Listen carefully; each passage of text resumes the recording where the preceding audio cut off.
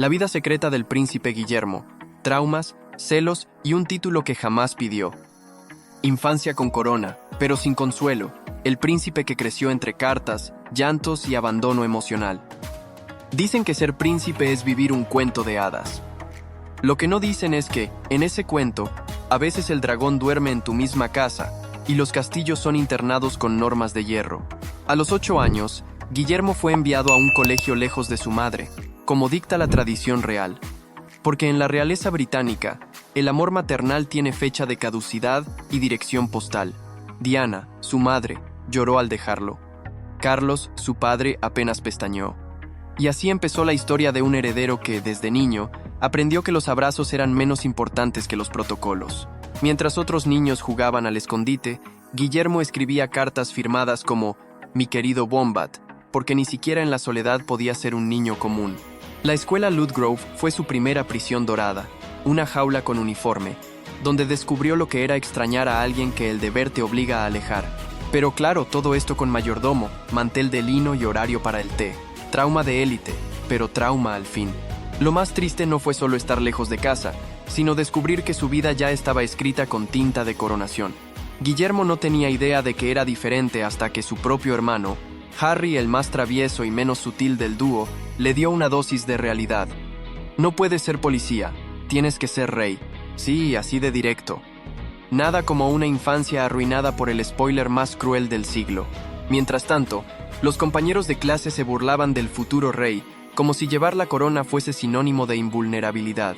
Nadie parecía entender que detrás del apellido Windsor había un niño que solo quería jugar sin cámaras, sin títulos, sin el peso de 1000 años de historia clavado en los hombros. Bienvenidos a Detrás del Glamour, donde desmontamos las vidas perfectas de la realeza y mostramos lo que realmente hay detrás del protocolo. Suscríbete si quieres saber cómo es crecer entre salones dorados y traumas con etiqueta. El heredero sin elección, entre traiciones familiares y un futuro que jamás pidió. Si ya era complicado ser un niño real atrapado entre muros de protocolo, lo que vino después fue una clase magistral de cómo romperle el alma a un adolescente, con audiencia televisiva incluida. En 1995, la princesa Diana decidió que el mundo merecía saber su verdad. ¿El escenario? Una entrevista en prime time. El resultado, un hijo viendo cómo su madre admitía, frente a millones, que había tenido una aventura, y no una cualquiera, sino con un oficial del ejército que parecía sacado de una novela romántica con uniforme ajustado. Mientras tanto, Carlos, el padre de la criatura, había hecho exactamente lo mismo un año antes. Confesar en televisión que había sido infiel, porque si algo caracterizaba a ese matrimonio era la capacidad de comunicarse, pero solo a través de documentales. El joven Guillermo, atrapado entre esos fuegos cruzados de escándalo y egos heridos, terminó siendo la víctima silenciosa. Vio la entrevista de su madre desde la escuela, como quien ve un accidente en cámara lenta. Y cuando ella llamó después para hablarlo, él simplemente colgó. Porque hasta el amor de una madre tiene consecuencias cuando viene con titulares. Según los allegados, fue tal el enfado de Guillermo que desató una tormenta emocional digna de Shakespeare. Se sintió traicionado, humillado y utilizado. Y no por la prensa a la que ya estaba tristemente acostumbrado, sino por la propia mujer que lo llamaba «mi querido Wombat» en sus cartas de infancia. Nada como un escándalo familiar retransmitido en cadena nacional para romper la confianza en tiempo récord. Pero la tragedia no terminó ahí. Un mes después de la entrevista, Isabel II, la abuela con más poder que un parlamento entero, escribió cartas a Carlos y Diana exigiendo el divorcio. Porque si algo no soporta la corona, es que sus escándalos parezcan demasiado humanos.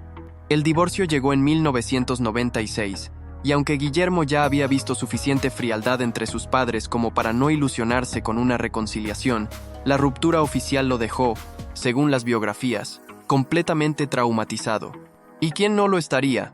Crecer sabiendo que tu familia es una dinastía, pero se comporta como elenco de reality. El príncipe roto, muerte, ansiedad y un ejército de fantasmas emocionales.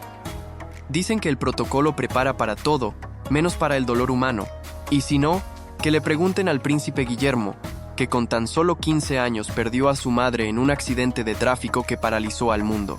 Pero mientras millones lloraban delante del televisor, él lo hacía en privado, obligado a mantener la compostura de un heredero que no tenía permiso para romperse. Porque en la casa Windsor, llorar está permitido, siempre y cuando no manche la reputación. En el documental Diana, 7 días, el propio Guillermo confesó haberse sentido desorientado, mareado y completamente entumecido. Vamos, como si la realeza no solo heredara títulos, sino también la obligación de anestesiar sus emociones. El problema es que el dolor, cuando no se expresa, se instala como inquilino, y en el caso de Guillermo, se quedó a vivir durante años, disfrazado de perfección y silencio británico.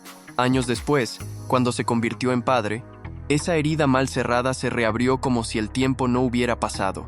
En sus propias palabras, fue como volver a vivirlo todo de nuevo, pero esta vez con bebés en brazos y cámaras en cada esquina. Porque cuando tu madre es un ícono global fallecido y tu esposa es la futura reina, hasta la paternidad se convierte en un acto público. Para colmo, su padre, ese mismo que protagonizó uno de los divorcios más infames de la realeza, anunció su compromiso con Camilla, la mujer que según la prensa y el sentido común, fue la causa directa de la infelicidad de Diana. Aunque Guillermo dijo públicamente estar feliz por su padre, en privado la historia era otra. Aceptación fue la palabra que usaron los biógrafos. Y cuando un hijo acepta a la nueva esposa de su padre como quien acepta una multa de aparcamiento, ya sabemos que la alegría no viene incluida. Pero lo más perturbador no fue el romance en sí, sino el espectáculo mediático que lo acompañó. El niño que una vez soñó con ser policía para proteger a su madre, tuvo que sonreír mientras su padre se casaba con la mujer a quien muchos señalaban como la destructora del cuento. Y mientras todos aplaudían la segunda oportunidad del príncipe Carlos, Guillermo simplemente apretaba los dientes y seguía cumpliendo con el guión. Guillermo y sus demonios modernos, escándalos, celos y un matrimonio blindado, o no tanto. Con una vida llena de drama real, bastaría pensar que el príncipe Guillermo al menos encontraría refugio en el amor, pero no.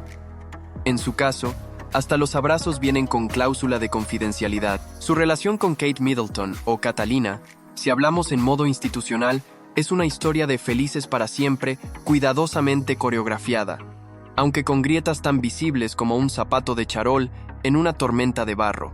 Antes de consolidarse como pareja modelo, Guillermo acumuló más rumores amorosos que trajes militares.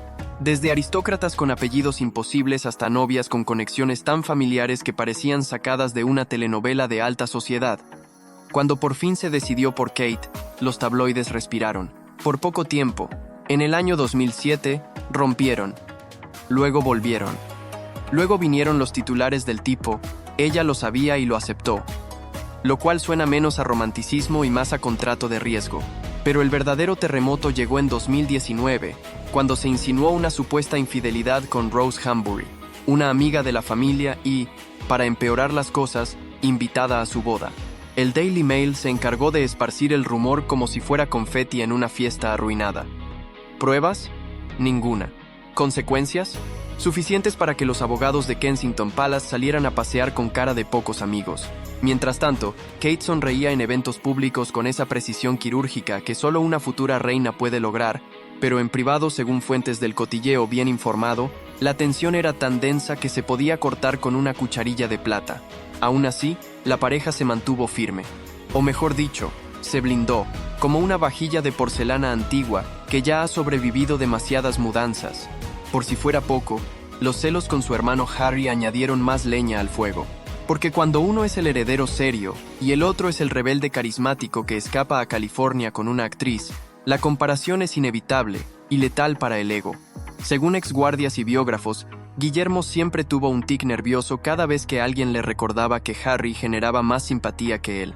Y aún así, ahí sigue, con sonrisa ensayada, traje planchado y una vida cuidadosamente empaquetada para los medios. Porque si hay algo que Guillermo ha aprendido es que, en la realeza, el dolor puede ser privado, pero el espectáculo nunca termina.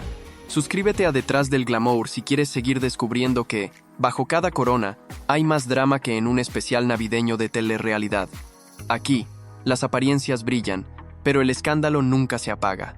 Nos vemos en el próximo escándalo con Pedigree.